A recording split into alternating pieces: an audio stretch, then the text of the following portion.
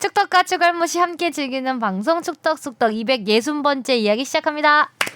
안녕하십니까, 주영민입니다. 안녕하세요, 주시은입니다. 안녕하세요, 박신영입니다. 이정찬입니다. 올림픽 탈락의 충격도 아랑곳 않고 K리그 최다 관중이 몰렸습니다.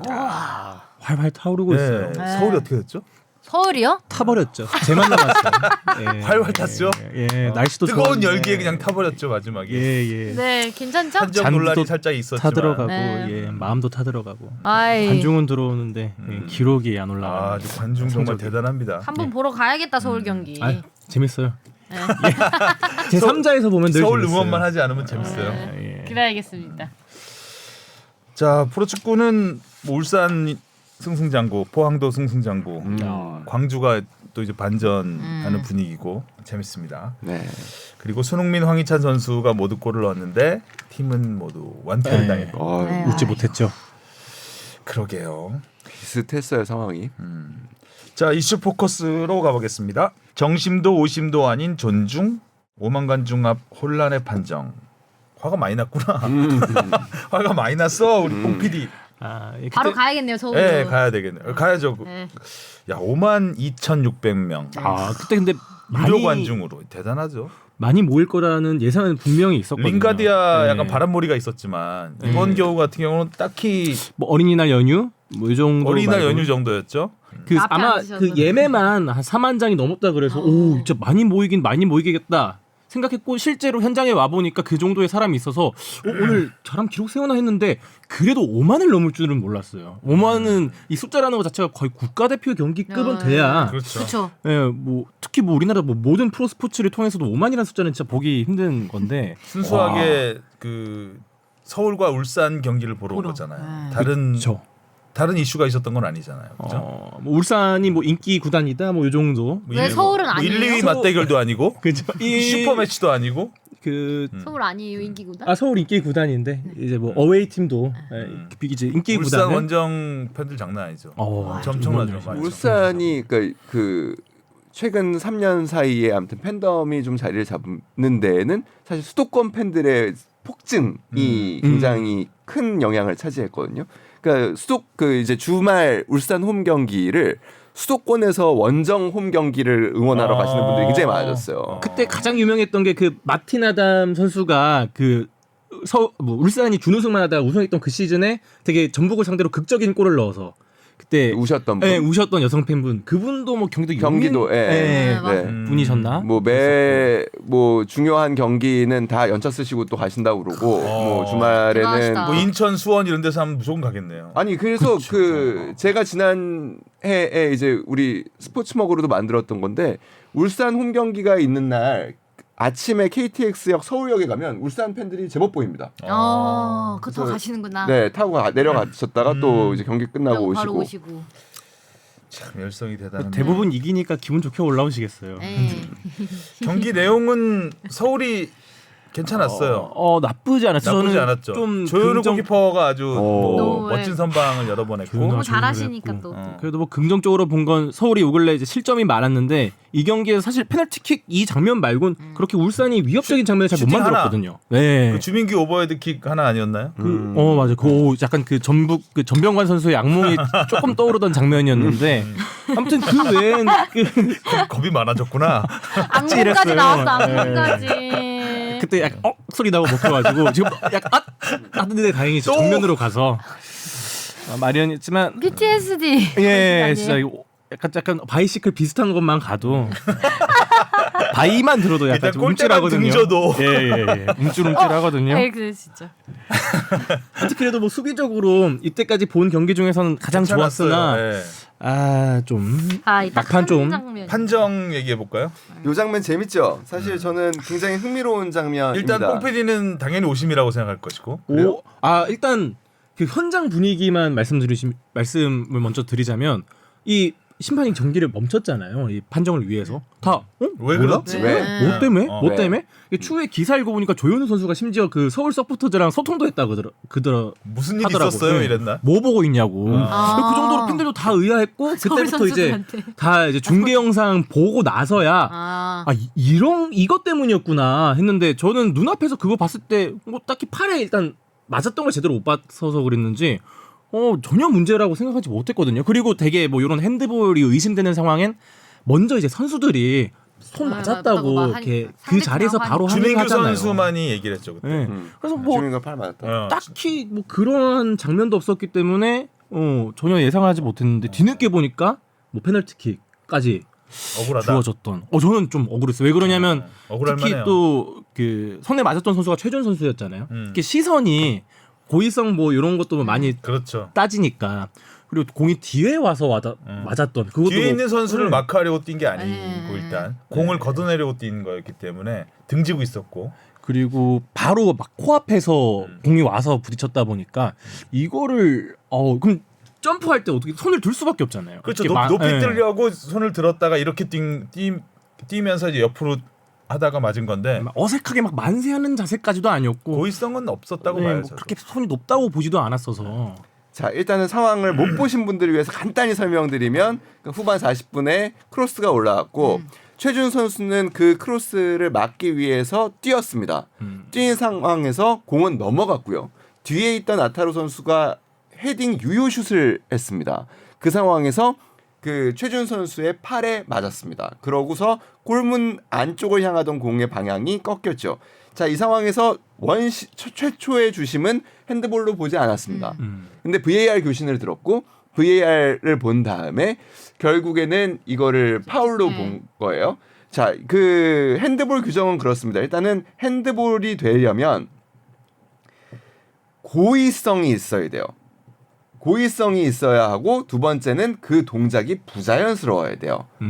그런 부분에서 서울은 핸드볼 아닌데 그러면. 이거를 어떻게 고의성으로 볼 수 있냐. 그리고 이 동작이 그렇게 부자연스러운 동작이냐. 그리고 그 이제 핸드볼에 예외 조항이 있습니다.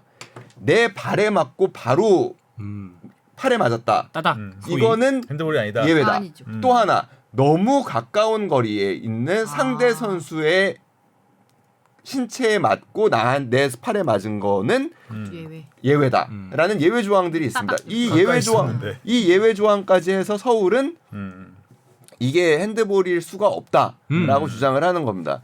근데 일리가 있어요. 예, 일리가 있어요. 이 부분에 대해서 굉장히 일리가 있는데 최근의 트렌드도 또 그 이해를 해볼 좀 필요가 있습니다. 그 이렇게 선수가 뜰 때 어쩔 수 없이 팔이 몸통에서 떨어지는 거는 어쩔 수 없지만 최준 선수의 화면을 유심히 계속 돌려다 보면 맞은 쪽 팔이 조금 더 올라가 있기는 합니다. 그러니까 그 부분에서 일부 심판들은 어떻게 보는 거냐면 이게 뒤에서 누가 헤딩할 거라고 생각해가지고 그거를 팔로 맞겠다라는 의도로 보기는 어렵지만 결국에 뒤 선수와 이 시퀀스에서 부자연스럽게 팔로 뭔가를 방해하려고 했다라는 의도로 볼 수 있다라는 거예요. 어렵다. 이거 팔 어떻게 뭐 묶고 뛸 수도 없고. 그렇기 때문에 실제로 어제 이제 심판소위원회에서도 4명이 패널이 이제 참가를 해서 결정을 내리는데 2명이 결국에 손으로 막으려 한 의도를 볼 수 있다. 고의성이 입증이 된다라고 판단을 했고 2명은 고의성을 볼 수 없다. 라고 판단을 했습니다. 그렇기 때문에 이 경우에는 정심이다, 오심이다 판단을 하지 않고 현장의 판단을 존중한다. 그러니까 이렇게도 판정할 수 있고 저렇게도 판정할 네. 수 있는 있다. 있는 건데 이제 현장에서는 그렇게 판정했으면 그거는 인정한다. 네. 인정하겠다. 근데 저는 이제 FC 서울에서 지난달에 있었던 김찬 경기를 예로 들었잖아요. 그래서 제가 다시 찾아봤는데 저는 오히려 그게 더 페널티킥 같았거든요. 그 경기 아마 그거는 오히려 고의성이 좀 있어 보였어요. 그러니까 제가 말씀드리고 싶은 게 근데 그것도 이거예요. 어떻게 보면 지금 말한 것처럼 현장에서 그렇게 판정했으면 그거를 인정한다. 약간 그런 류가 아니었을까 그때도. 그러니까 제가 어제 상황에서 그냥 이거 재밌다라고 생각했고 사실 이거를 어제 저는 리포트를 해야 된다라고 주장을 해가지고 했던 건데 리포트의 방향이 조금 바뀌기는 했지만 제가 주장하고 싶은 건 뭐예요? 핸드볼은요 심판의 주관이 거의 전부이기 때문에 이런 논란을 피할 수는 없습니다. 다만 일관성은 있어야 돼요. 일관성이 있어요. 일관성이 있어야 돼요. 이런 경우에는 이렇게 보겠다라는 어느 정도의 일관성은 있어야 돼요. 그게 가장 큰 문제인 거죠 이번 판정에. 방금 그러니까 이 김희곤 주심이 봤던 바로 전 경기 인천 제주전에서도 보면 무고사의 슈팅이 임채민 선수의 팔에 맞는데 이 상황은 최준 선수보다 상황이 더 고의성이 어떻게 제가 보기에는 더 보이는 부분이에요. 왜냐하면 앞에서 태클이 들어갔고요.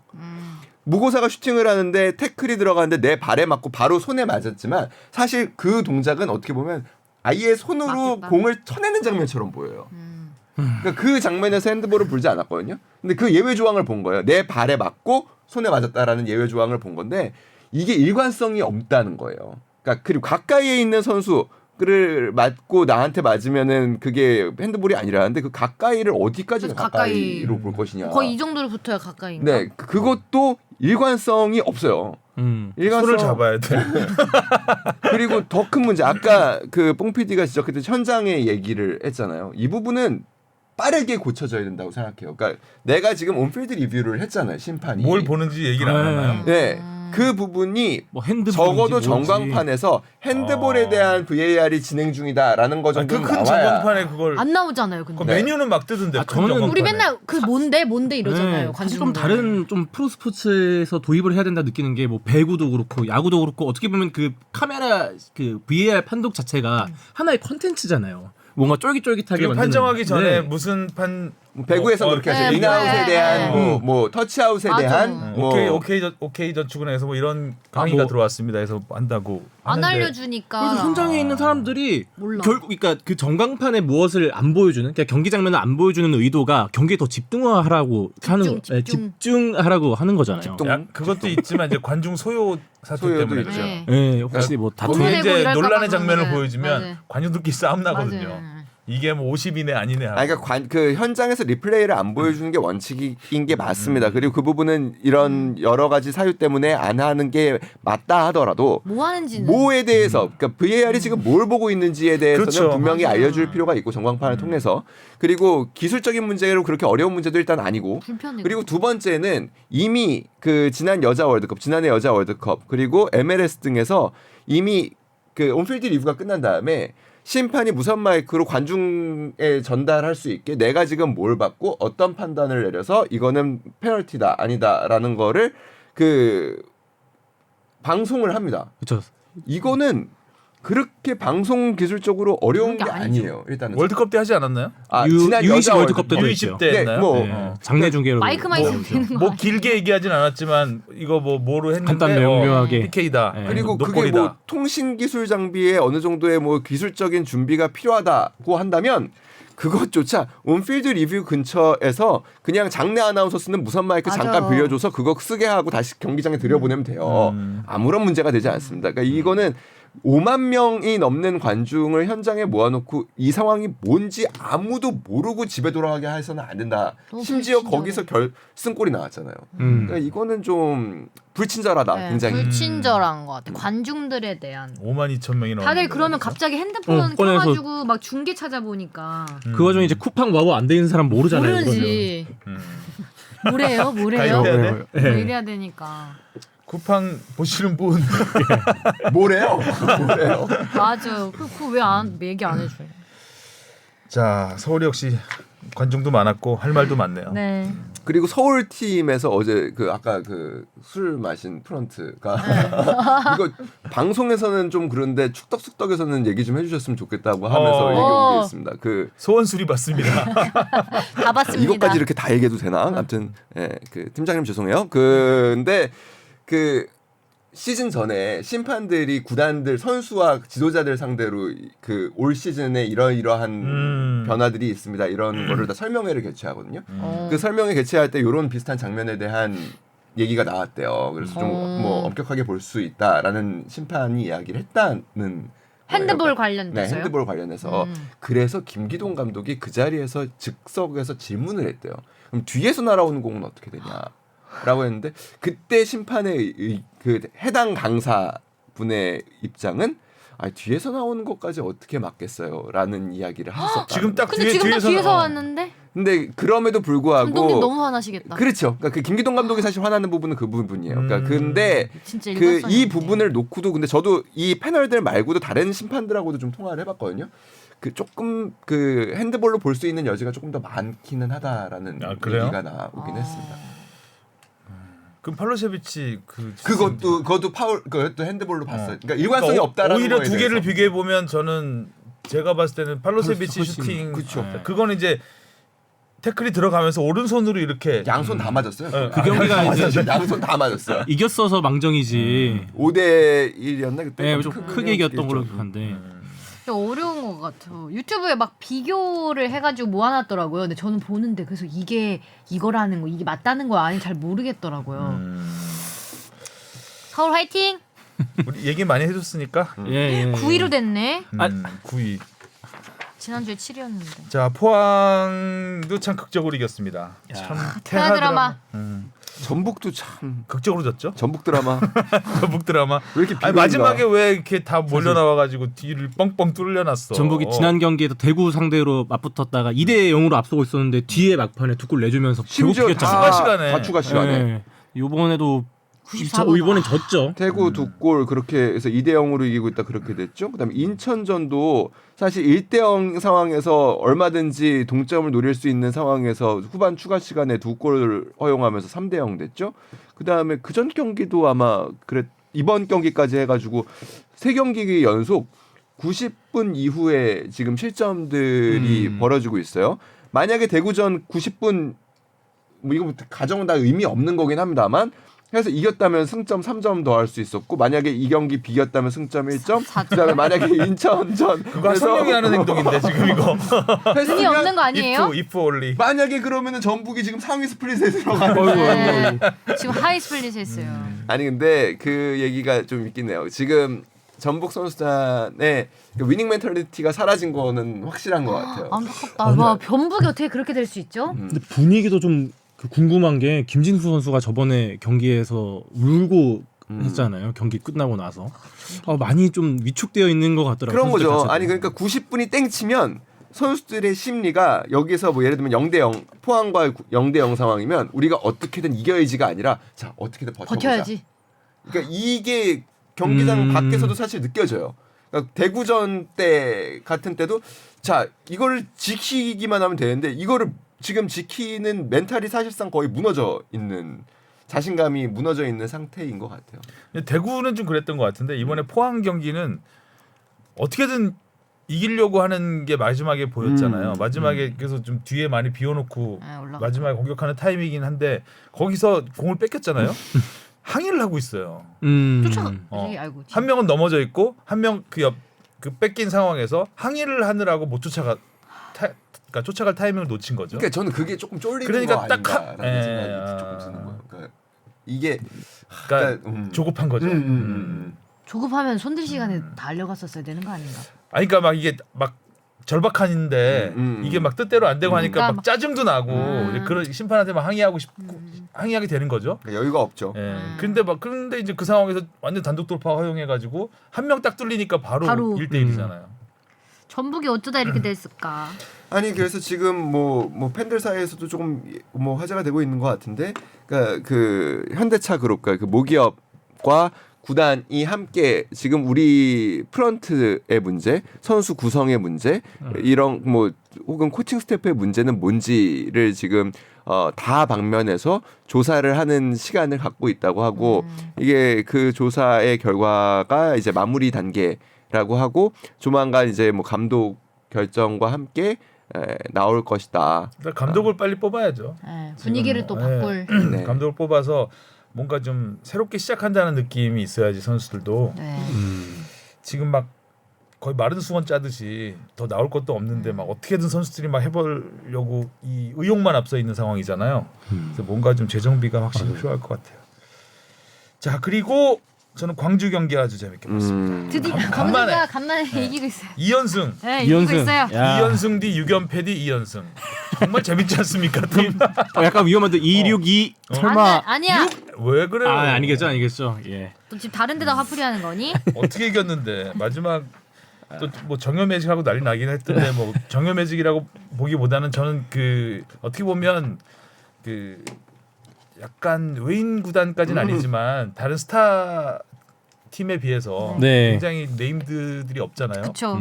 그래서 이 선수들이 정말 그야말로 똘똘 뭉쳐서 하는 게 저는 굉장히 보기가 좋더라고요. 이번에 넣은 골들도 다 어떻게 보면 서로 도우면서 막 이렇게 그 역전을 만들어내는 장면이 짜릿했던 것 같습니다. 물론 이정효 감독이 교체 투입한 선수들이 다 해냈잖아요. 허율 선수도 아주 눈여겨 보고 있는 하성룡 기자가 눈여겨 보고 있는 또 하나의 선수입니다. 그거 안 짚으시는 게. 왜? 아니 그거 괜찮아요. 선고를 내리셨네요. 잘할 거예요. 아 재밌어. 193cm 그 점프를 안 하고 헤딩을 하더라고요. 옆 선수는 점프를 하는데. 충분하죠. 키가 너무 충분하지. 193cm면.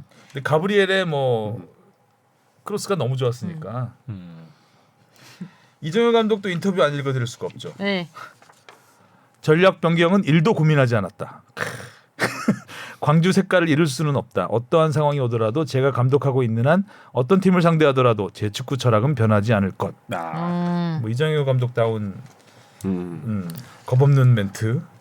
전 그리고 그 다음에 그 강기정 시장이 편지를 보냈다고요. 네, 유견패 기간 동안. 또 아마 그 색깔이 잃지 않은데 요 중꺽마. 도움이 있지 않았을까. 중꺽마. 제목이 중꺽마. 네, 그리고 편지를 진짜 이렇게 보내주셨더라고요. 오. 얼마나 고심이 크시냐. 기대가 많고 부풀어오른 광주 FC 팬들의 간절한 승리 염원을 볼 때마다 마음이 무거우실 것이라면서 구단주인 저도 광주 시민도 신뢰의 힘으로 기다릴 수 있다.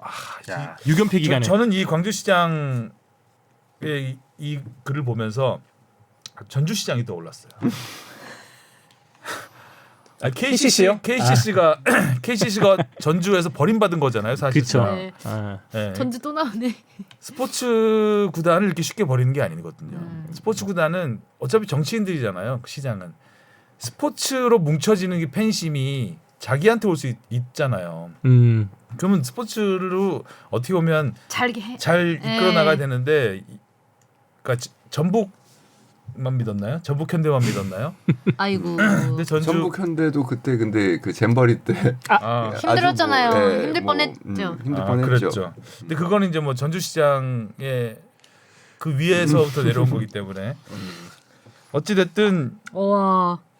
되게 멋있다. 광주시장은 많이 팬심이 생겼겠어요. 아니 그러게요. 요거 진짜 그 과거에 제가 이제 이재평 그 대표를 성남 구단주 시절에 따로 몇 번 만난 적이 있었는데 이재명 굉장히 잘 활용했죠. 네, 성남 표가 FC 했던 얘기가 그거예요. 경기도 많이 오고 네. 그 K리그하고 싸우기도 하고. 네, 뭐 아니 그리고 기본적으로 내가 정치적 성향이 확고해도 솔직히 내가 경기장에 가서 우리가 이기면 내가 나와 정치적 생각이 다른 사람과 부둥켜 안고 웃을 수 있는 예. 공간이 바로 이 스포츠 현장 맞아. 아니냐. 그렇죠. 그러면 이게 나한테는 얼마나 정치적으로 좋은 무대이기도 하냐. 나는 이 팀이 정말 진심으로 잘 되기를 바란다라는 얘기를 한 적이 있어서 뭐 정치인의 우리 그 흔한 이제 스포츠와 정치가 분리돼야 된다라는 그 사실 어떻게 보면 그거는 현실성 없는 구호들보다는 그렇죠. 형식적인 구호인데 네. 사실적으로는 절대 뗄래야 뗄 수 없는 관계. 네, 그렇다면 이렇게 활용해 주는 사람이 오히려 나을 수도 있겠다라는 생각이 그때 그렇죠. 들긴 했었습니다.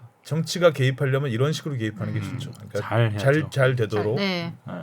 저번에 홈 유니폼 색깔 바꾸고 뭐 이런 것보다도 아산이었나요? 네. 그렇죠. 그러니까 팬들의 빨간색으로. 그러니까 팬들의 마음이 어디를 향하고 있는지 그리고 팬들의 마음을 잘 이해하고 공감하는 게 사실은 제일 중요한 부분이라고 생각해요. 그 뭐 어떤 정치인의 성향과 호불호를 떠나서 팬들의 마음을 이해한다면 충분히 지지를 받을 수 있지 않을까. 진심이 중요한 거니까요. 자, 그리고 제주가 오랜만에 이겼습니다. 어렵게 이겼어요. 어렵게. 4연패 탈출. 홈에서 이겼어요. 네. 홈에서 강한 팀을 만들겠다고 하셨는데 뭐 그래도 올해도 홈에서는 제법 그래도 지난 시즌보다는 나은 모습을 보이고 있는 게 아닌가라는 생각은 듭니다. 대구가 뭐 지금 워낙 안 좋은 상황이긴 하지만 네. 두 팀 다 아주 12등이구나. 절실했던 승리가 절실했던 상황이었는데 감독을 제주가 바꾸고 나서도 아직 첫 승을 올리지 못하고 있죠. 파이팅. 그 광주 이정효 감독이 예전에 그 대구를 보면서 그 얘기를 한 적이 있어요. 그러니까 대구가 굉장히 K리그의 모범 사례 아니냐. 그러니까 그렇죠. 조광래라는 강한 그 리더십을 갖고 있는 대표가 결국에 경기장이라는 최고의 무대를 만들어 놓고 거기에서 이제 팬들이 어떤 지든 이기든 올 수 있는 환경 그리고 늘 응원할 수 있는 환경을 만들어 놓고 흔들림 없는 어떻게 보면은 울타리를 만들어 놓은 게 어떻게 보면 시도민 구단의 가장 모범이 아닌가라는 이야기를 이제 이정효 감독이 한번 한 적이 있었었는데 가장 모범적이죠. 네.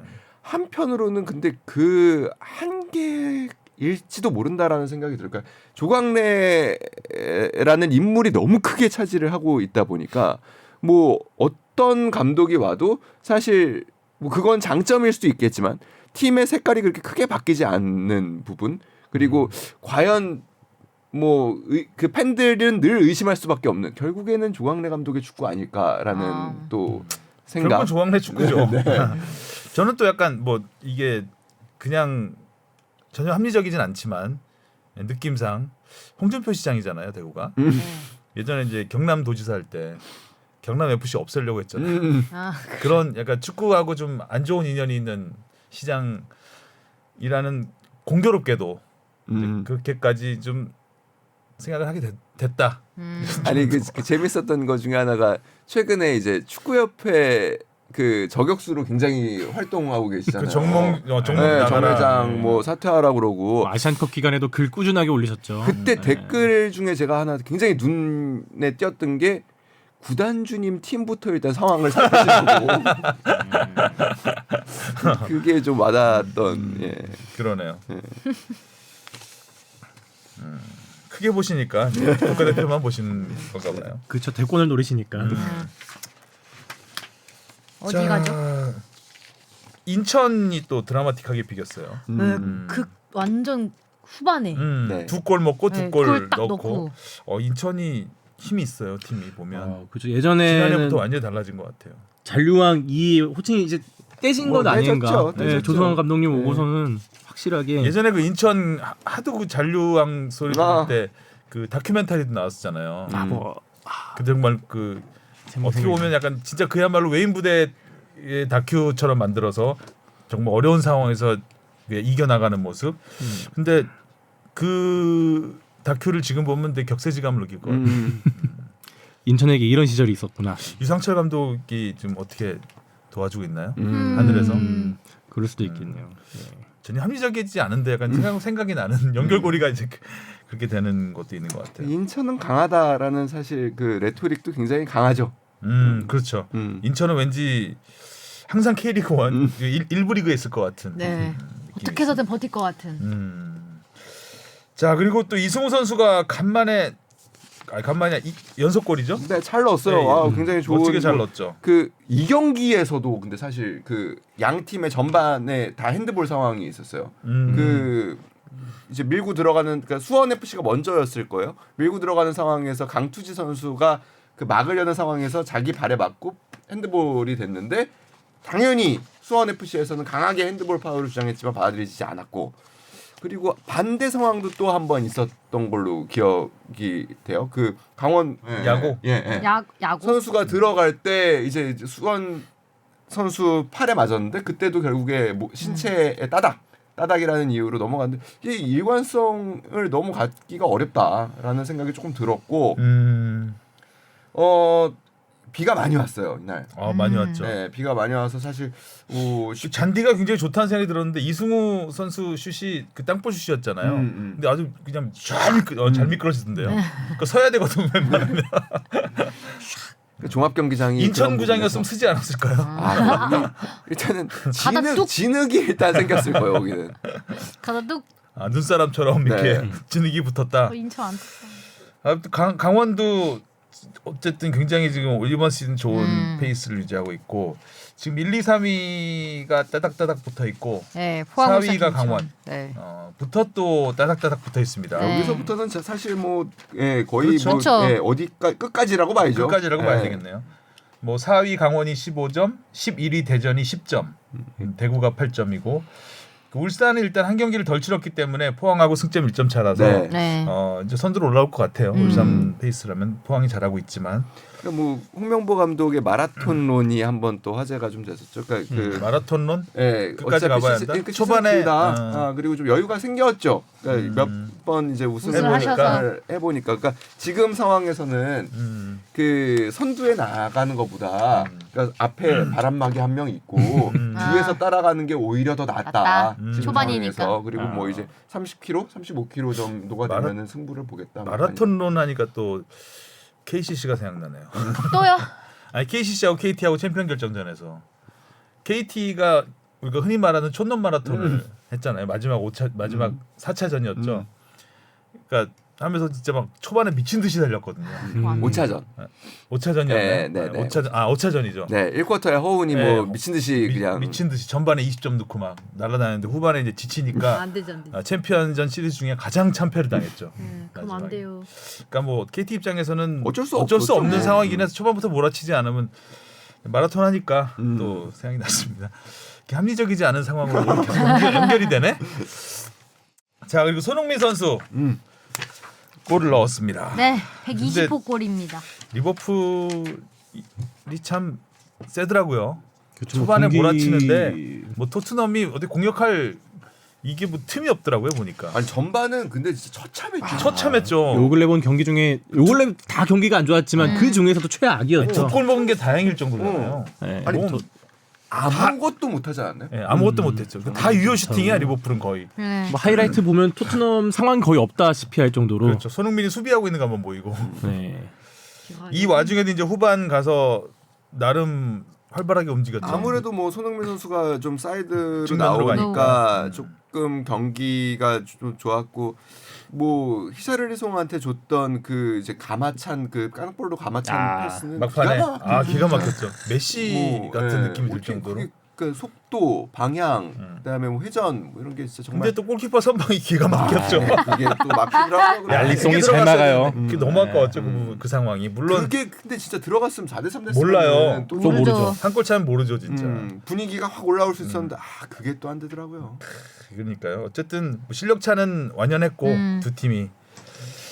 토트넘이 참 포스테코글루 감독이 이정효 감독하고 좀 스타일 비슷하지 않아요? 저는 우리는 뭐, 팀심 예, 예. 뚝심 있게. 토트넘 스타일이 잃지 않는다. 지금 나름 계속 나가. K리그의 여러 팀들의 성격을 지금 토트넘이 다 갖고 있다고 생각하는데 그 이정효 감독하고 진짜 맞닿아 가끔 있는, 울산 갔다가. 네, 맡은 부분도 있고 지금 약간 전북 같은 느낌도 있어요 토트넘이. 그러니까 이게 선수들이 그 어느 정도 수준, 그러니까 순간이 되면은 버티는. 뭐를 어떻게 해, 그러니까 모르는. 무기력해지는 순간이 조금 오는 부분이 있는 것 같아요. 특히 4연패잖아요 지금. 그렇죠. 그 토트넘 역사에 그렇게 많지 않은 20년 4연패. 만에 네. 사연패더라고요. 그 과정 속에서 뭐 일단 팬들도 그렇고 그다음에 레비도 그렇고 일단 포스트코글루 감독에 대한 신뢰는 뭐 분명한 것 같고 그리고 더 그 패널들 뭐 방송 언론들도 포스트코글루 감독에 대해서는 시간을 더 줘야 된다라는 게 이제 뭐 거의 이견이 없는 상황이긴 하지만 여튼간에 일단 매력적이긴 해요. 네. 포스테코글루 감독이 확실히 밋밋하진 색깔 않아요. 있고. 콘테 감독처럼. 네. 워낙 그 전에는 좀 뭐 무리뉴 시절부터 해갖고 어떻게 보면 좀 재미없는 밋밋했죠. 이런 축구의 인상을 받았다가 근데 지금 마지막까지 이렇게 잘 오다가 결국에 4위 싸움을 잘하다가 지금 갑자기 마지막에 중요한 시점에서 여기서 확 사연패를 끌어지고 하니까. 있어요. 모습을 보니까 뭐 일각에서는 그럼 결국에 지난 시즌보다 나아진 게 뭐냐라는 뭐 지적도 할 수는 있는 물론 뭐 근데 대부분 반론을 합니다. 지난 시즌보다 경기가 훨씬 더 재밌다. 재미만 챙기는 어떻게 보면 그렇게 될 수도 있는 것 같아요. 일단 흥행을 위주로 하는 거죠. 예술성보다. 그 포스트코글루 감독 초기에 그 취임했을 때 그 제가 그 멘트 소개해드렸잖아요. 그러니까 할아버지 우리 할아버지가 보시기에 재밌었던 경기를 해야 할아버지만을 위한 축구가 되는. 아니 근데 팬들은 이 야. 정도면 조금 더 타협적으로 나서야 되는 것 아니냐. 그리고 일단 좀 뭐 팀마다 좀 맞춤 재미없어도 전술도 있어야 이기는- 되는 것 아니냐.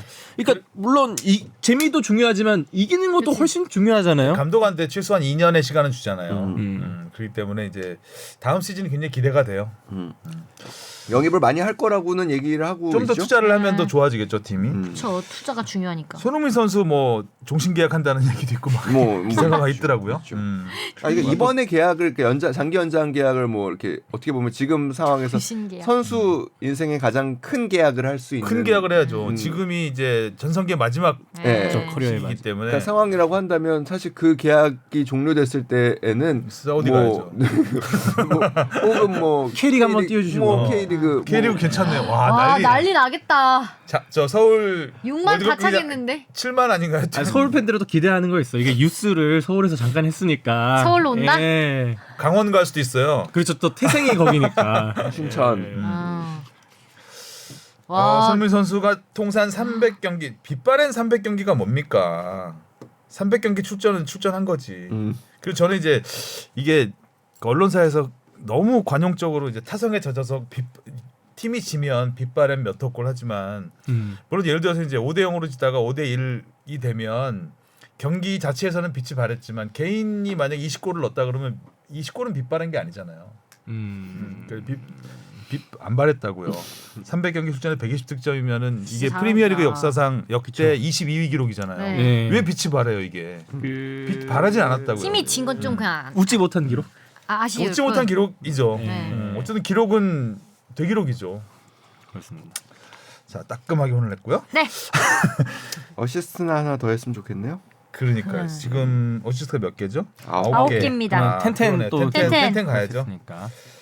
어시스트 하니까 오늘 그 파리 생제르맹 이강인 선수 크로스 진짜 기가 막혔는데 슛도 기가 막힌 거 있었는데. 네, 살짝 맞아요. 삐져나갔어. 좀 일찍 투입했으면 어땠을까? 이강인의 킥은 정말 대단한 것 같아요. 음. 이렇게 뛰는 시간은 많지 않은데 번쩍번쩍합니다. 자, 오늘 바이에른 뮌헨 김민재 선수 잘했으면 좋겠고요. 네. 뛸 수 있을지가 조금 의문부호가 붙긴 하는데. 근데 마드리드라 또 자 수고하셨고요. 다음 주에 만나요. 안녕. 안녕. 고맙습니다.